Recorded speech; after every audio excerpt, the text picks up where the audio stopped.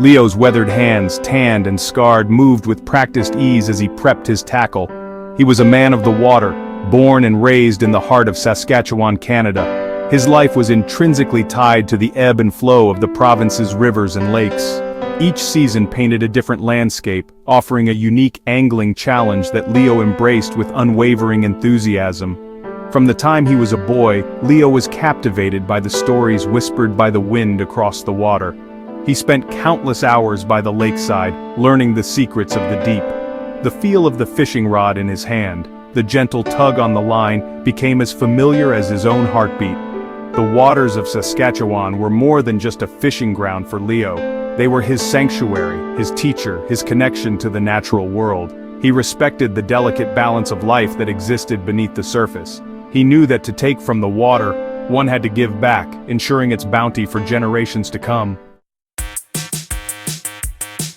Summer in Saskatchewan brought long, sun-drenched days, where the warmth of the sun seemed to stretch endlessly across the horizon. The sky was often painted in vibrant hues of blue and gold, creating a breathtaking canvas that seemed almost too perfect to be real. For Leo, this meant one thing: walleye fishing at Tobin Lake. It was a tradition, a ritual that he looked forward to every year. Known for its plentiful walleye population, the lake pulsed with life during the summer months. The waters were teeming with fish, making it a paradise for anglers. Leo's days began before the sun peeked over the horizon. The early morning hours were his favorite, a time when the world was still and the lake was shrouded in a peaceful calm. He would load his small aluminum boat, its hull scratched and dented from countless fishing trips. Each mark told a story, a memory of past adventures on the lake. The early morning air was crisp and cool, carrying the scent of pine and damp earth. It was invigorating, a reminder of the natural beauty that surrounded him. He favored trolling for walleye, slowly dragging his line, adorned with a brightly colored lure, through the water. The technique required patience and skill, qualities that Leo had in abundance. The anticipation built with every passing moment. Leo's eyes were fixed on the water, his senses attuned to the slightest movement or change. A sudden tug, the line singing as it sliced through the water, signaled a strike. It was a moment of pure adrenaline, a rush that never got old. Reeling in a feisty walleye, its scales shimmering golden green in the sunlight, filled Leo with a sense of satisfaction. Each catch was a small victory, a testament to his skill and perseverance. It was a dance he never tired of, a testament to his understanding of the lake's rhythms. The give and take, the push and pull, it was all part of the experience. The summer days were long and fruitful, his cooler filled with the day's catch, a delicious reward for his efforts. Each fish was a reminder of the time spent on the water, the joy of the chase, and the satisfaction of a job well done.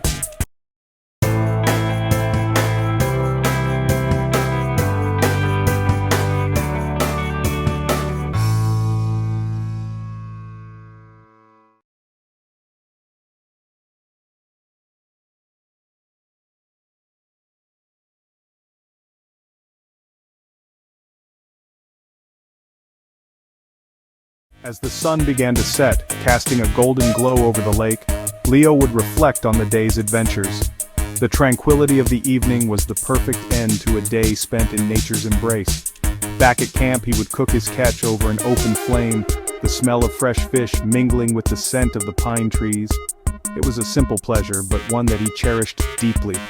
Under the starry night sky, with the sounds of the lake lapping gently against the shore, Leo felt a profound sense of peace. Tobin Lake was more than just a fishing spot. It was a place where he felt truly alive, connected to the world around him in a way that was both humbling and exhilarating. As summer's heat faded, the leaves of the birch and poplar trees transformed into a kaleidoscope of fiery reds, oranges, and yellows. Autumn in Saskatchewan was a time of quiet reflection, mirroring the stillness that settled over Last Mountain Lake. Leo always felt a sense of peace descend upon him as he launched his boat into the cool, crisp water. The air was alive with the honking of migrating geese, their calls echoing across the lake's surface. Gone were the vibrant lures of summer. For autumn fishing, Leo opted for the subtle art of jigging. He would lower his line, tipped with a small jig and minnow, into the depths. The key was to mimic the movement of a struggling minnow, enticing a hungry trout or pike. There was a meditative quality to autumn fishing, a quiet communion with nature. The days were shorter now, but no less beautiful. As the sun began to set, painting the sky in hues of pink and orange, Leo would reel in his line, his heart full of contentment. Section 4. Winter's Challenge, Lake Diefenbaker. Winter in Saskatchewan descended like a mighty bear, cloaking the land in a blanket of snow and ice. The transformation was both beautiful and formidable, turning the landscape into a pristine yet harsh winter wonderland. The air grew biting, the wind howling across the frozen landscape. It was a relentless force, sweeping across the plains and through the forests, carrying with it the chill of the Arctic. Yet, even winter's harsh embrace couldn't dampen Leo's love for fishing. For him, the cold was just another element of the adventure, a challenge to be met head-on.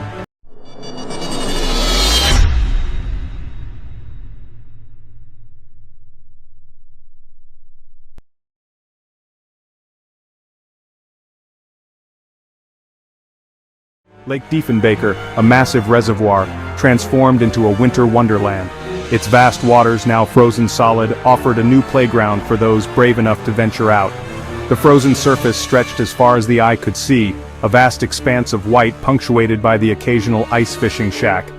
These small shelters, scattered across the ice, were a testament to the determination of the fishermen who sought the lake's bounty. For Leo, ice fishing was the ultimate test of patience and skill. It required not just the right equipment, but also a deep understanding of the lake and its hidden secrets beneath the ice.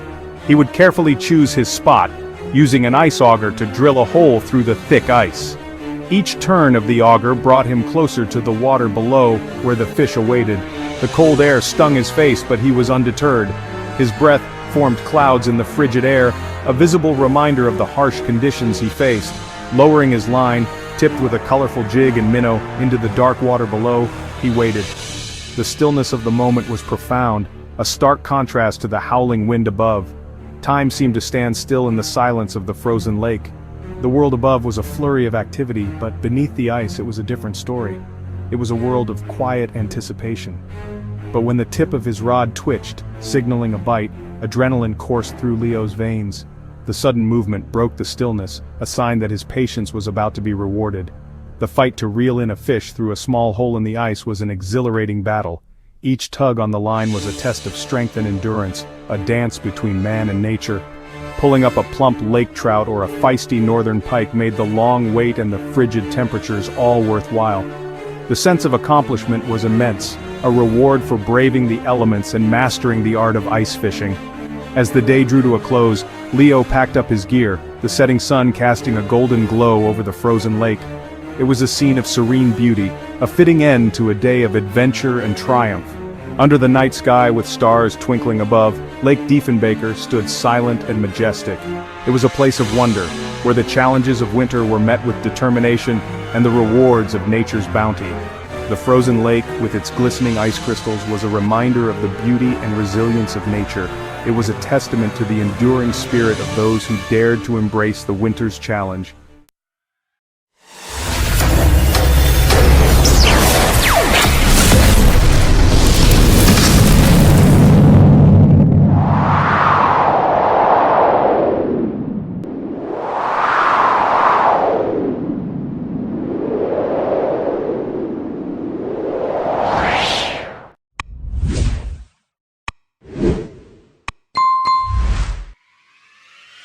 Section 5, Spring's Promise, South Saskatchewan River. Spring arrived in Saskatchewan like a long-awaited exhale, chasing away the grip of winter.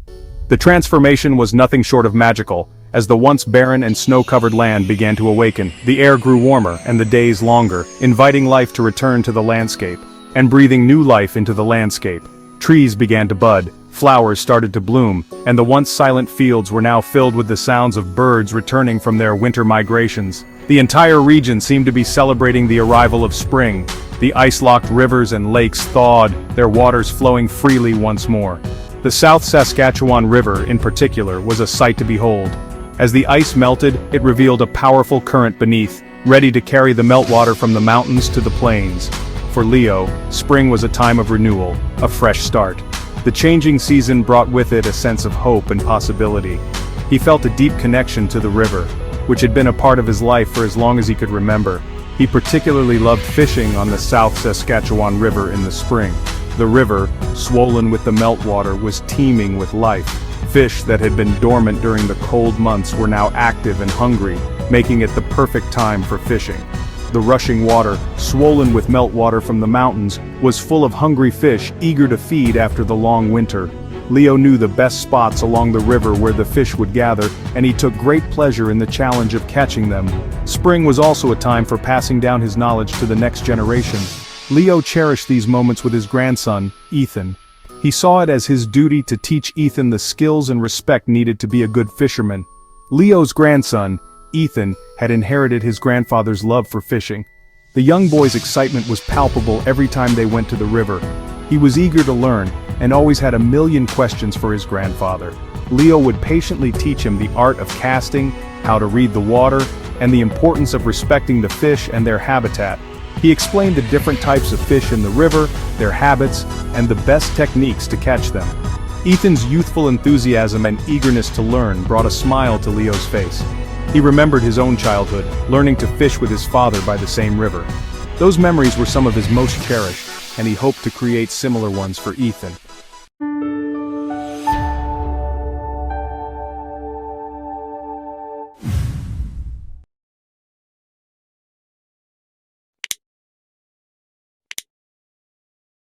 He saw in his grandson the same spark that had ignited his own passion for fishing all those years ago. It was a bond that transcended generations, a shared love for the river and the sport of fishing. The river, a constant presence in their lives, flowed on, connecting them through generations. It was more than just a body of water. It was a living, breathing entity that held their family's history and future within its currents. The South Saskatchewan River was a symbol of continuity, resilience, and the enduring power of nature. Section 6. A legacy of water and wisdom. As the years turned into decades, one thing remained constant: Leo's unwavering connection to the waters of Saskatchewan. He had witnessed the changing seasons countless times, each one leaving its own unique mark on the landscape and on his soul. His fishing adventures had provided him with more than just a full creel. They had taught him patience, resilience, and a deep respect for the natural world. They had provided him with solace, adventure, and a lifetime of memories. Now, as he watched Ethan cast his line into the shimmering water, Leo felt a sense of peace wash over him. His love for fishing, for the land and for the water, would live on in his grandson. And so the cycle continued. The legacy of the fisherman passed down through generations, a testament to the enduring bond between man and nature.